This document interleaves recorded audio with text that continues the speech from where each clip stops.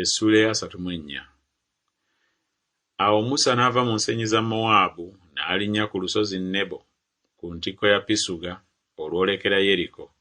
Mukama n'amulaga ensi yonna ey'e Giriyaadi okutuusa ku Ddaani, ne Nafutaali yonna, n'ensi ya Efulayimu ne Manaase, n'ensi yonna eya Yuda okutuusa ku nnyanja ey'emabega, n'obukiika obwa ddyo n'olusenyi olw'ekiwonvu eky'e Yeriko, ekibuga eky'enkindu okutuusa ku Zowaali.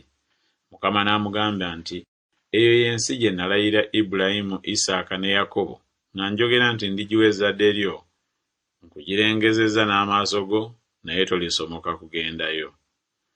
Awo Musa omuddu wa Mukama n'afiira eyo mu nsi ya Mowaabu, ng'ekigambo kya Mukama bwe kyali. N'amuziika mu kiwonvu mu nsi ya Mowaabu awoolekera e Besupyoli, naye tewali muntu amanyi amalaalo ge ne leero. Era Musa yali yakamaze emyaka 120 bwe yafa. Eriiso lye lyali terizibye, so n'amaanyi ge ag'obuzaaliranwa gaali tegakendeddeeko. Abaana ba Isirayiri ne bakaabira Musa amaziga mu nsenyi za Mowaabu ennaku 3.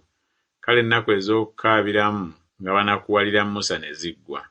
Era Yoswa omwana wa Nuuni yali ajjudde omwoyo ogw'amagezi, kubanga Musa yali amutaddeko emikono. Abaana ba Isirayiri ne bamuwuliranga ne bakola nga Mukama bwe yalagira Musa.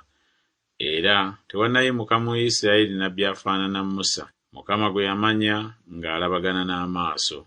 Mu bubonero bwonna n'ebyamagero Mukama bye yamutuma okukola mu nsi y'e Misiri eri Falaawo n'eri abaddu be bonna n'eri ensi ye yonna, ne mu mukono ogwo gwonna ogw'amaanyi ne mu ntiisa eyo yonna ennene Musa gye yakoleranga mu maaso ga Isirayiri yenna.